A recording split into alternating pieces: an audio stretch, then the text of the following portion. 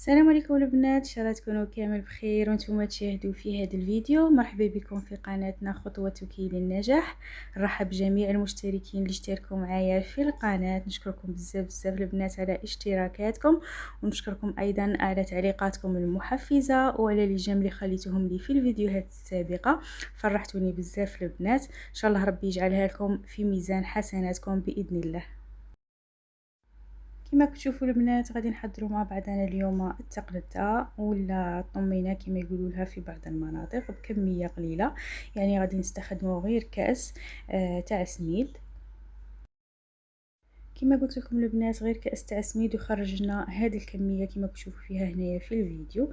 غادي ان شاء الله في هذا الفيديو البنات غنعطيكم جميع اسرار تاع التقنته باش تبقى لكم طريه لمده طويله.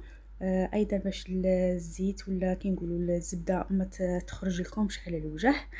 ايضا غادي نضيفوا فيها مكون سحري البنات يزيدها بنه على بنه. غادي كي تجربوا هذه الوصفه تعرفوني على واش راني نهضر. يعني هذا المكون السحري غادي نكتشفه في الفيديو، هو اللي يزيدها مذاق روعه. هنا كما كتشوفوا البنات هذه بعد اللي حضرتها مباشره جيت نقسمها معكم. شوفوا تجي طريه تجي معلكه. ان شاء الله الفيديو تاع اليوم البنات ينال اعجابكم. الى عجبكم البنات ما تبخلونيش بلايك واشتراك في القناه، طبعا فضلا وليس امرا. شوفوا يا البنات تجي معلكه تحسيها هكا في المغرف. عندها ديك التعليكه وتبقى ايضا قلت لكم مده طويله وهي محافظه على هذا القوام. نبداو على بركه الله البنات، وقبل ما نبداو نصلوا ونسلموا على سيدنا محمد وعلى اله وصحبه اجمعين. البنات انا استخدمت هذا الكاس تاع ام والد كما كتشوفوا، والسميد اللي استخدمت هذا المولى المتوسط. عبرت كأس واحد كما راكم تشوفوا وحطيته في الكاسرونه وديته فوق النار. بديت نجيب فيه. يعني كي تحطوه على النار البنات مباشره تبدو تخلطوا فيه. انا هذه الكاسرونه كنت حسبتها ثقيله، بصح راكم تشوفوا هنايا السميد لصق لي في الحواف ونحرق لي. بدلته في هذا المقله وبديت ندي ونجيب في داك السميد. يعني البنات كي تحطوه على النار اكيد ما تحبسوش ولا تغفلوا عليه، تقعدوا مقابلينه وانتم تدوا فيه وتجيبوه هذيك المغرف ولا قطعه تاع كرتون. مهم حاجه ما تحماش، يعني ماشي ملعقه تاع حديد، ولا قادر تستعملوا ايضا ملعقه خشبيه.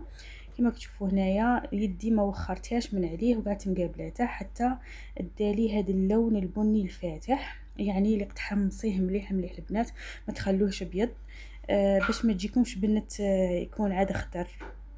يعني لازم يتحمص مليح، يعني كي تذوقيه تستبني فيه باللي راه محمص مليح ومليح. كما تشوفوا هنايا حطيته في هذا الطبسي.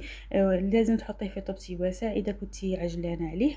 انا حطيته في هذا الطبسي واسع باش يبرد لي بالخف. اذا ما كنتيش عجلانه عليه حطيه في صحن عادي. هنايا من جهه واحده اخرى نفس الكاس اللي كيلت به روحت عمرت نصف الكاس مارغرين. كما شفتوني انا استخدمت مارغرين سول. راك تشوفوا هنا عبرت النصف وحطيته ايضا في طاوه ولا كاسرونه كما نقولوا، وحطيته فوق النار. البنات هنايا المارغرين تاعنا ما خلوهاش تذوب بزاف. كما تشوفوا هنايا خليت بعض القطع يعني ماهاش دايبه بزاف، ورجعتها في الكاس نفس الكاس اللي كيلت به.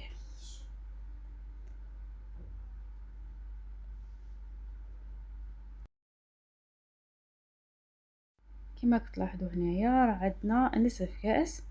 ورحت جبت الهسيله اللي طيبتها معكم، راني حاطتها في فيديو سابق تلقوها على القناه.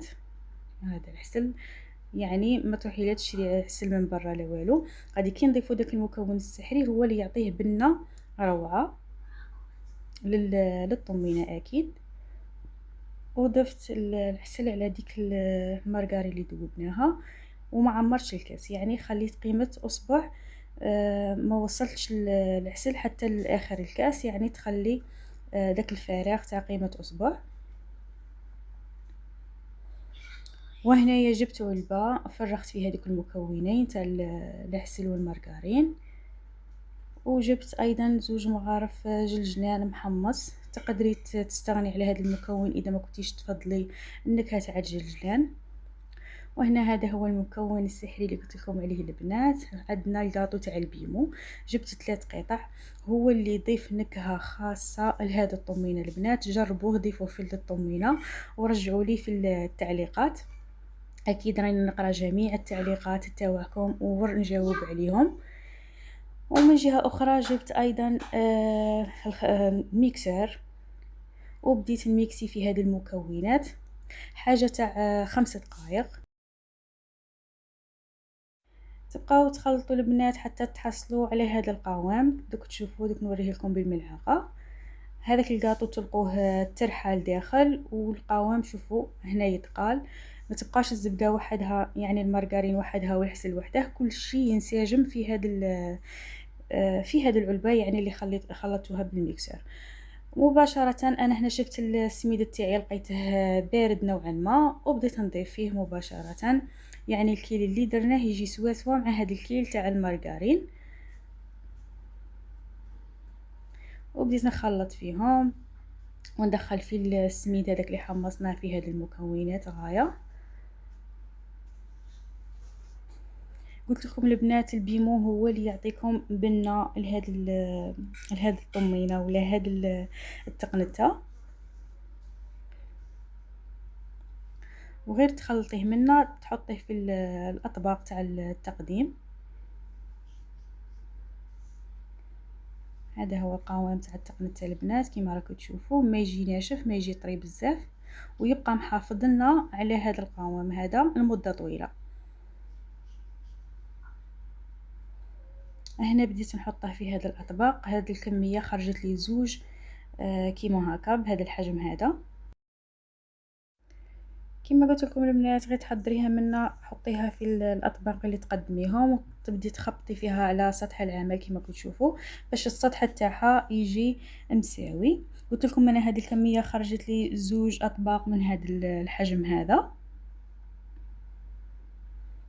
كما كتشوفوا البنات الزيت تاعها ما خرج، وجايه تجي معلكه كما قلت لكم. والنكهه غادي تكتشفوها اكيد كي تجربوا هذه الوصفه. وبالنسبه للتزيين البنات كل وحده والذوق تاعها والمكونات الموجوده اللي عندها في المنزل. انا ديت هنايا بالطابع، ديت شويه قرفه حطيتها في الوسط، وحطيت بعض المكسرات اللي كانوا متواجدين عندي في المنزل، يعني غير حبات حبات وانتي شكلتي الصحن تاعك تاع الطمينه. كما تشوفوا هنا في الجوانب انا بديت ندير حلوه الترك. التزيين كما قلت لكم البنات يبقى اختياري وعلى حسب المكونات اللي عندك.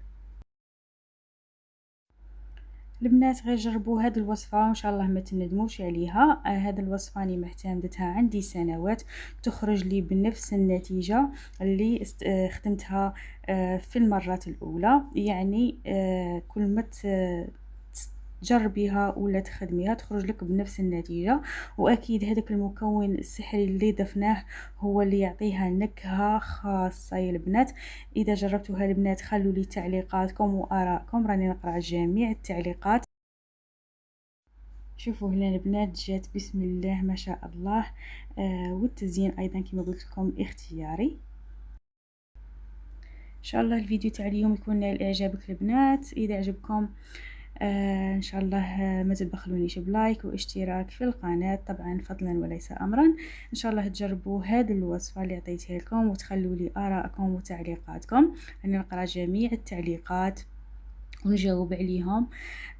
ولهنايا جينا لنهايه الفيديو البنات. استودعكم الله الذي لا يضيع ودائعه، والسلام عليكم ورحمه الله تعالى وبركاته.